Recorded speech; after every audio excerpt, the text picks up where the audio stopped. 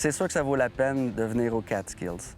C'est un endroit incroyable avec des élévations, une verdure tout le tour, des routes sinueuses à profusion.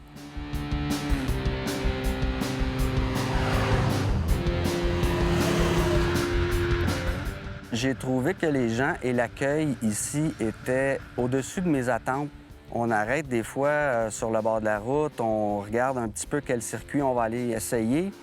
Les gens nous saluent, les gens nous posent des questions, d'où vous venez, qui vous êtes, où est-ce que vous allez. Ah, oubliez pas d'aller voir telle attraction ou telle place.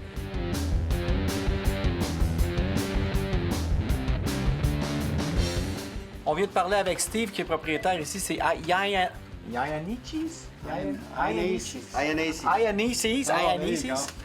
Et puis, on avait besoin des petites choses pour la moto. Et lui, il fait de la moto et donc tout le monde sait qu'il n'y a rien de mieux que de parler à un motocycliste du coin quand on veut se renseigner sur les belles randonnées. Il nous a donné 3-4 routes. On va aller faire ça.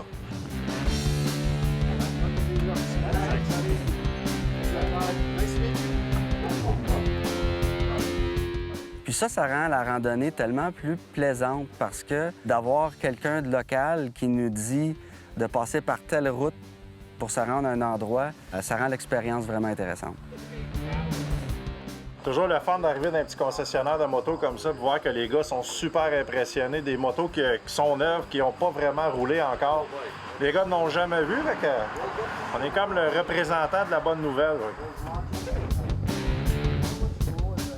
Steve, qui était là, nous a donné des conseils, nous a parlé de son expérience personnelle, nous a parlé de son entreprise. C'est vraiment quelqu'un de passionné. On sentait que c'était quelqu'un qui avait fait beaucoup de motos. Il nous a présenté plusieurs routes qu'on a eu la chance d'aller essayer. Les circuits qu'il nous avait présentés offraient beaucoup de courbes, beaucoup de beaux paysages. De parler avec des gens du même milieu aussi, on dirait que le langage s'installe puis ça devient très familier. C'est vraiment le fun.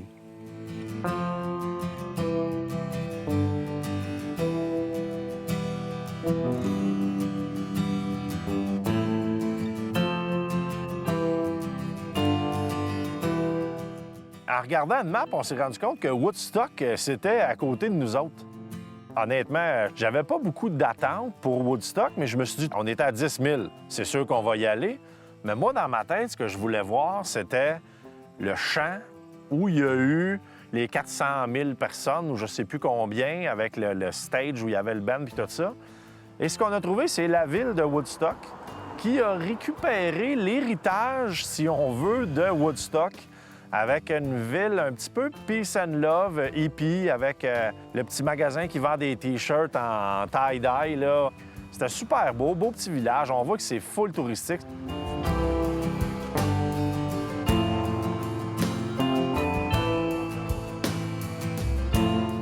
Donc, j'ai aimé Woodstock sans être complètement satisfait parce que j'ai pas vu le site que je m'attendais à voir, mais ça reste que c'est une très belle place. Et peut-être qu'un jour, on ira voir l'endroit où s'est vraiment passé Woodstock lors d'une prochaine randonnée.